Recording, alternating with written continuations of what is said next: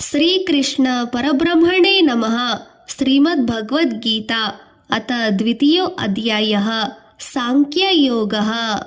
ಸಂಜಯ ಉವಾಚ ತಂ ತಥಾ ಕೃಪಯಾವಿಷ್ಟಂ ಅಶ್ರುಪೂರ್ಣ ಕುಲೇಕ್ಷಣಂ ವಿಷಿದಂ ತಮಿದಂ ವಾಕ್ಯಂ ಉವಾಚ ಮಧುಸೂದನಃ. ಕರುಣಾರಸ ಪೂರಿತ ಹೃದಯ ಭರಿತನಾಗಿರುವ ಅರ್ಜುನನು ಯುದ್ಧ ವಿಮುಖನಾಗಿ ಅಗ್ನಿದೇವನು ಬಹುಕರಿಸಿದ ಅಕ್ಷಯ ಬತ್ತಳಿಕೆಗಳನ್ನು ಮಹಿಮಾನ್ವಿತ ಗಾಂಡೀವ ಧನುಸ್ಸನ್ನು ಪರಿತ್ಯಜಿಸಿ ಪಾಮರನಂತೆ ಕಣ್ಣೀರು ಸುರಿಸುತ್ತಾ ಕುಳಿತಿದ್ದನು. ಶ್ರೀ ಭಗವಾನ್ ಉವಾಚ ಕುಲತ್ವಾ ಕಲ್ಮಷಮಿದಂ ವಿಷಮೇ ಸಮುಪಸ್ಥಿತಂ ಅನಾರ್ಯಚುಷ್ಟಮ ಸ್ವರ್ಗಸ್ಯಂ ಅಕೀರ್ತಿ ಕರಮರ್ಜುನ. ಸಂಸಾರದ ಭವಬಂಧನ ಮೋಹಿತನಾದ ಅರ್ಜುನನು ಶ್ರೀಕೃಷ್ಣನು ಸಂತೈಸುತ್ತಾ, ಅರ್ಜುನ, ಶೌರ್ಯದ ಪ್ರದರ್ಶನೆ ಮಾಡಬೇಕಾದ ಈ ಸಮಯದಲ್ಲಿ ಈ ಕಾಪುರುಷ ಲಕ್ಷಣ ಎಲ್ಲಿಂದ ಬಂದಿದೆ? ಇದು ಉತ್ತಮ ಜನರ ಲಕ್ಷಣವಲ್ಲ. ಸ್ವರ್ಗ ಪ್ರಾಪ್ತಿಯು ಹಾಗೂ ಕೀರ್ತಿಯು ಇದರಿಂದ ಬರುವುದಿಲ್ಲ. ಕ್ಲೈಬ್ಯಂ ಆಸ್ಮಗಂ ಪಾರ್ಥ ನೇತತ್ವ ಯುಪಪದ್ಯತೆ ಕ್ಷುದ್ರಂ ಹೃದಯ ದೌರ್ಬಲ್ಯಂ ತ್ಯಕ್ತೋತಿಷ್ಟಂ ಪರಂ ತಪ. ಅರ್ಜುನ, ಅಂಜುಬುರುಕನಾಗಬೇಡ.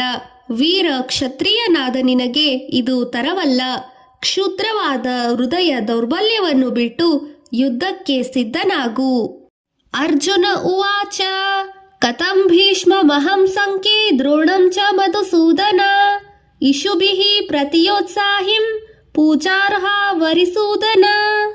ಅರ್ಜುನನು ಹೀಗೆಂದನು. ಮಧುಸೂದನ, ಕೃಷ್ಣ, ಪೂಜ್ಯರಾದ ಭೀಷ್ಮ ಪಿತಾಮಹನನ್ನು, ಅಸ್ತ್ರವಿದ್ಯೆಯ ಗುರುಗಳಾದ ದ್ರೋಣಾಚಾರ್ಯರನ್ನು ಯುದ್ಧದಲ್ಲಿ ಎದುರಿಸಿ ಹೋರಾಡುವುದು ಹೇಗೆ ಸಾಧ್ಯ?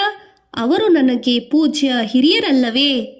ಗುರೂನ್ ಹತ್ವಾ ಹಿ ಮಹಾನುಭಾವಾನ್ ಶ್ರೇಯೋ ಭೋಕ್ತುಂ ಭೇಕ್ಷ್ಯಮಪಿ ಲೋಕೆ ಹತ್ವಾರ್ಥ ಕಾಮಾಸ್ತು ಗುರೂನಿಹೈವ ಭುಂಜೀಯ ಭೋಗಾನ ರುಧಿರ ಪ್ರದಿಗ್ಧಾನ. ದೈವ ಸಮಾನರಾದ ಗುರುವೃದ್ಧ ಕುರುವೃದ್ಧರನ್ನು ಎದುರಿಸಿ ಅಸ್ತ್ರ ಪ್ರಯೋಗದಿಂದ ಸಂಹರಿಸಿ ರಾಜ್ಯ ಭೋಗಗಳನ್ನು ಅನುಭವಿಸುವುದಕ್ಕಿಂತಲೂ ಭಿಕ್ಷುಕ ವೃತ್ತಿಯನ್ನು ಸ್ವೀಕರಿಸುವುದೇ ಉತ್ತಮವೆನಿಸುತ್ತದೆ. ಈ ರಕ್ತಾನ್ನ ಬೇಡ. ಪೂಜ್ಯರನ್ನು ಸಂಹರಿಸಿ ರಾಜ್ಯ ಸುಖವನ್ನು ಅನುಭವಿಸುವುದು ಬೇಡ. ನ ಚೇದದ್ವಿತ್ಮ ಕತರೋನ್ನಗರಿಯೋ ಯದ್ವಾ ಜಯೇಮ ಯದಿವಾ ನೋ ಜಯೇಯೋ ಯಾನೇವ ಹತ್ವಾ ನ ಜಿಜೀವ ವಿಷಾಮ ತೇವ ಸ್ಥಿತಾ ಪ್ರಮುಖೇ ಧಾರ್ತರಾಷ್ಟ್ರಃ. ಯುದ್ಧ ಮಾಡುವುದು ಒಳ್ಳೆಯದು ಅಥವಾ ಮಾಡದಿರುವುದು ಒಳ್ಳೆಯದು ಎಂಬ ವಿಚಾರ ಬೇಡ. ವಿಜಯವು ಯಾರಿಗಾಗುವುದೆಂಬ ವಿಚಾರಣೆಯೂ ಬೇಡ. ಗೆಲುವು ಯಾರಿಗೆ ಎಂಬುದು ಯಾರಿಗೂ ತಿಳಿಯದ ವಿಷಯ. ಕಾರ್ಪಣ್ಯ ದೋಷೋಪಹತಾ ಸ್ವಭಾವಃ ಪೃಚ್ಛಾಮಿ ತ್ವಾಂ ಧರ್ಮ ಸಮೂಢಚೇತಾಃ ಯಚ್ಚೇಯಃ ಸ್ಯಾನಿಶ್ಚಿತಂ ಬ್ರೂಹಿ ತನ್ಮೇ ಶಿಷ್ಯಸ್ತಿ ಹಂಸಾದಿ ಮಾತ್ವಾಂ ಪ್ರಪನ್ನಂ.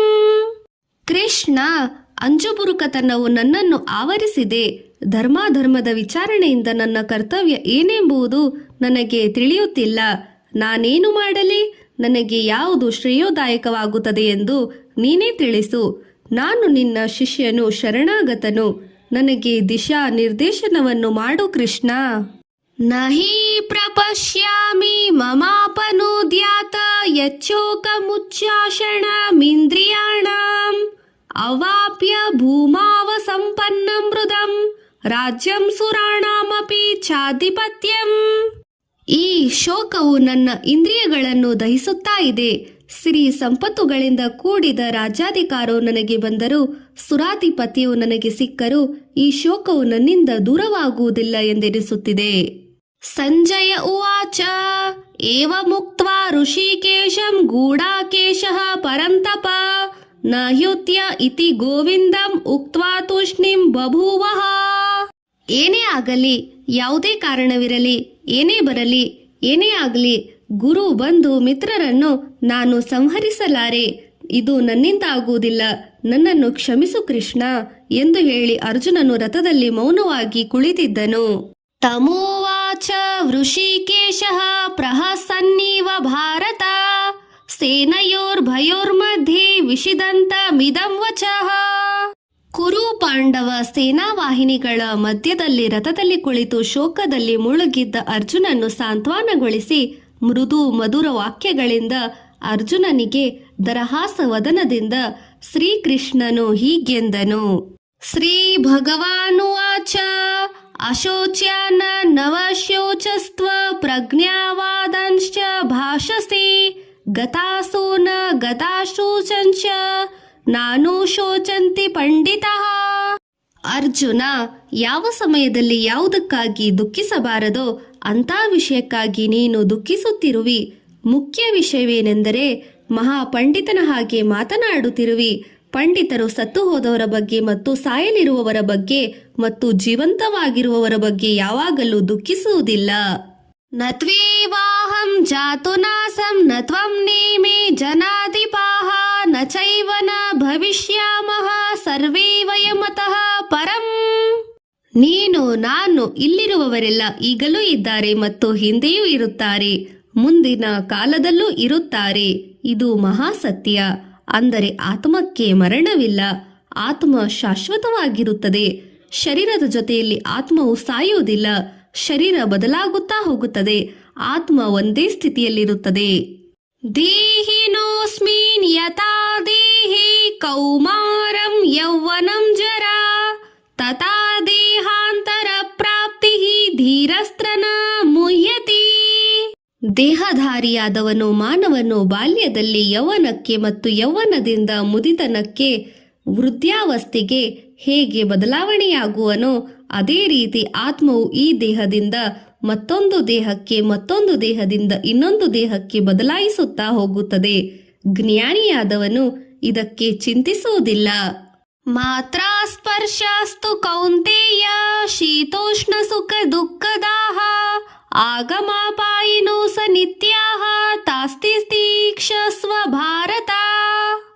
ಅರ್ಜುನ, ವಿಷೇಂದ್ರಿಯಗಳ ಸಂಯೋಗದಿಂದ ಸುಖ ದುಃಖಗಳು ಭಾವಾವೇಶಗಳು ಹುಟ್ಟುತ್ತಲಿವೆ. ಇದು ಚಳಿಗಾಲ, ಮಳೆಗಾಲ, ಬೇಸಿಗೆ ಕಾಲಗಳಂತೆ ಬಂದು ಹೋಗುತ್ತಾ ಇರುತ್ತವೆ. ಈ ದ್ವಂದ್ವಾದ ಅನುಭವಗಳು, ದ್ವಂದ್ವಗಳು, ಅನುಭವಗಳು ಅರ್ಥ ಮಾಡಿಕೊಂಡವನು ಸಹಿಸಬೇಕು. ಯಂ ಹೀನ ವ್ಯತಯಂತೇತ್ಯಾದಿ ಪುರುಷಂ ಪುರುಷಶರ್ಷಭ ಸಮದುಃಖ ಸುಖಂ ಧೀರಂ ಸೋಮೃತತ್ವಾಯ ಕಲ್ಪತೆ.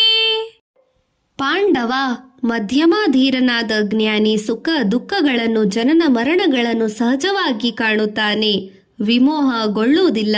ಇಂಥ ಜ್ಞಾನಿಯಾದವನು ವಿಷೇಂದ್ರಿಯಗಳ ಸಂಯೋಗಗಳನ್ನು, ಯಾವ ರೀತಿಯ ಸಂಚಲಗಳನ್ನು ಕಲ್ಪಿಸಲಾರ. ಇಂಥ ಜ್ಞಾನಿಯು ಮೋಕ್ಷಕ್ಕೆ ಅರ್ಹನು. ನಾಸತೋ ವಿದ್ಯತೆ ಭಾವೋ ನಾಭಾವೋ ವಿದ್ಯತೆ ಸತಃ ಉಭಯೋರಪಿ ದೃಷ್ಟೋ ಸನಃ ತ್ವನ್ಯೋಸ್ತತ್ವಾದರ್ಶಿಭಿಃ. ಕೌಂತೆಯ, ಅಸತ್ ಸತ್ ಎಂಬ ಶಬ್ದಗಳನ್ನು ಕೇಳುತ್ತೀರಿಯಾ? ಅಸತ್ ಎಂದರೆ ಅನಿತ್ಯವಾದದ್ದು, ಸತ್ ಎಂದರೆ ಶಾಶ್ವತವಾದದ್ದು. ಅಸತ್ ಶಾಶ್ವತ ತತ್ವವಲ್ಲ. ಸತ್ಗೆ ಬದಲಾವಣೆ ಇಲ್ಲ. ಅಸತ್ ಎಂದರೆ ಭೌತಿಕ ದೇಹ, ಸತ್ ಎಂದರೆ ಆತ್ಮ. ಈ ಎರಡರ ವ್ಯತ್ಯಾಸಗಳನ್ನು ಜ್ಞಾನಿಗಳು ಮಾತ್ರ ಬಲ್ಲರು. ಅವಿನಾಶಿತೋ ತದ್ವಿಧಿಃ ಏನ ಸರ್ವಮಿದಂ ತದಂ ವಿನಾಶಮವ್ಯಯಸ್ಯಾಸ್ಯ ನ ಕಶ್ಚಿತ್ ಕರ್ತುಮರ್ಹತಿ. ಪ್ರತಿಯೊಂದು ಶರೀರದಲ್ಲಿ ಅವಯವದಲ್ಲಿಯೂ ಆವಹಿಸಿರುವ ಆತ್ಮ ಸತ್ ಶಾಶ್ವತವಾದದ್ದು. ಇದನ್ನು ಯಾರು ನಾಶ ಮಾಡಲಾರರು. ಅಂತವಂತ ಇಮೇ ದೇಹ ನಿತ್ಯಸ್ಯೋಕ್ತ ಶರೀರಿಣ ಅನಾಶಿತೋ ಸ ಪ್ರಮೇಯಸ್ಯ ತದ್ಮಾದ್ಯುಧ್ಯಸ್ವ ಭಾರತ. ಹೇ ಭಾರತವಂಶಿಯಾದ ಅರ್ಜುನ, ನೀನು ನೋಡುತ್ತಿರುವ, ನನಗೆ ಕಾಣುತ್ತಿರುವ ಈ ಪ್ರಾಣಿಗಳೆಲ್ಲವೂ ಎಂದೋ ಒಂದು ದಿನ ನಾಶವಾಗಲೇಬೇಕು. ಆದರೆ ಈ ಪ್ರಾಣಿಗಳ ದೇಹದಲ್ಲಿರುವ ಆತ್ಮಕ್ಕೆ ನಾಶವಿಲ್ಲ. ಯ ಏನಂ ವೇತಿ ಹಂತಾರಂ ಯಶ್ಚೈನಂ ಮನ್ಯತೆ ಹತಂ ಉಭೌತೌ ನ ವಿಜಾತಿನೋತೋ ನಾಯಂ ಹಂತಿ ನ ಹನ್ಯತೆ. ಯಾವ ರೀತಿಯಲ್ಲೂ ಆತ್ಮ ಯಾರನ್ನು ಸಂಹರಿಸುವುದಿಲ್ಲ, ಯಾರಿಂದಲೂ ಸಂಹರಿಸಲ್ಪಡುವುದಿಲ್ಲ. ಅಜ್ಞಾನಿಗಳಿಗೆ ಇಂಥ ವಿಷಯಗಳು ತಿಳಿಯುವುದಿಲ್ಲ. ನ ಜಾಯತೆ ಮ್ರಿಯತೆ ವಾ ಕದಾಚಿನ ನಾಯಂ ಭೂತ್ವಾ ಭವಿತಾ ವಾ ನ ಭೂಯಃ ಅಜೋ ನಿತ್ಯಂ ಶಾಶ್ವತೋಸಯಂ ಪುರಾಣೋ ನ ಹನ್ಯತೆ ಹನ್ಯಮಾನೆ ಶರೀರೇ. ಆತ್ಮ ಎಂದು ಯಾವ ಕಾಲದಲ್ಲಿಯೋ ಯಾವ ಯುಗದಲ್ಲಿಯೋ ಹುಟ್ಟುವಂತಹದಲ್ಲ, ಸಾಯುವಂತಹದ್ದು ಅಲ್ಲ. ಆತ್ಮಕ್ಕೆ ಭಾವ ವಿಕಾರಗಳಿಲ್ಲ. ಉತ್ಪತ್ತಿ, ಅಸ್ತಿತ್ವ, ವೃದ್ಧಿ, ಪರಿಣಾಮ, ಅಪಕ್ಷಯ, ವಿನಾಶನ ಎಂಬ 6 ಲಕ್ಷಣಗಳು, ಭಾವ ವಿಕಾರಗಳು ಇಲ್ಲ. ಆತ್ಮ ಪುರಾತನವಾಗಿದೆ, ಜರಾಮರಣಗಳಿಲ್ಲದು. ವೇದಾ ವಿನಾಶನಂ ನಿತ್ಯಂ ಏಜನಾಮಜಂ ಅವ್ಯಯಂ ಕಥಂ ಸ ಪುರುಷಃ ಪಾರ್ಥ ಕಂ ಘಾತಯತಿ ಹಂತಿಕಂ.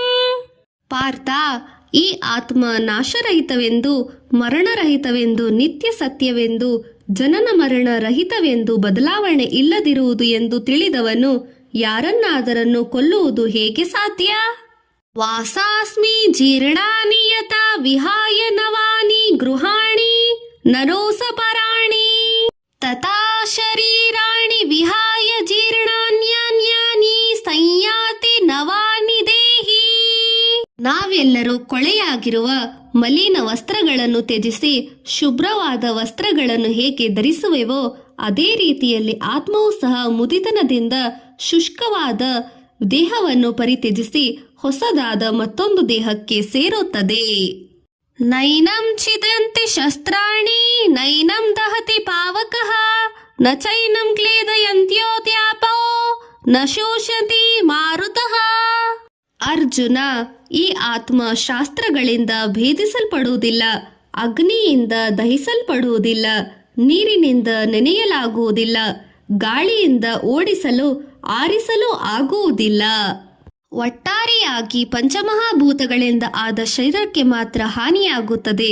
ಶರೀರದ ಒಳಗಿರುವ ಆತ್ಮಕ್ಕೆ ಯಾವುದೇ ಹಾನಿ ಆಗುವುದಿಲ್ಲ.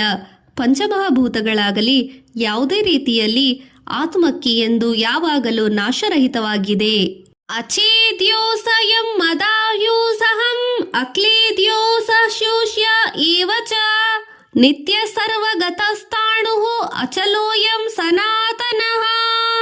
ಈ ಆತ್ಮವು ಬೆಂಕಿಯಿಂದ ಸುಡುವುದಕ್ಕೂ ಆಯುಧಗಳಿಂದ ನಾಶ ಮಾಡುವುದಕ್ಕೋ ಬತ್ತಿಸುವುದಕ್ಕೋ ನೆನೆಸುವುದಕ್ಕೋ ಯಾರಿಂದಲೂ ಆಗುವುದಿಲ್ಲ. ಇದು ನಿತ್ಯ ಸತ್ಯ. ಇದು ಸ್ಥಿರವಾದದ್ದು, ಸತ್ಯವಾದದ್ದು, ಸನಾತನವಾಗಿದೆ.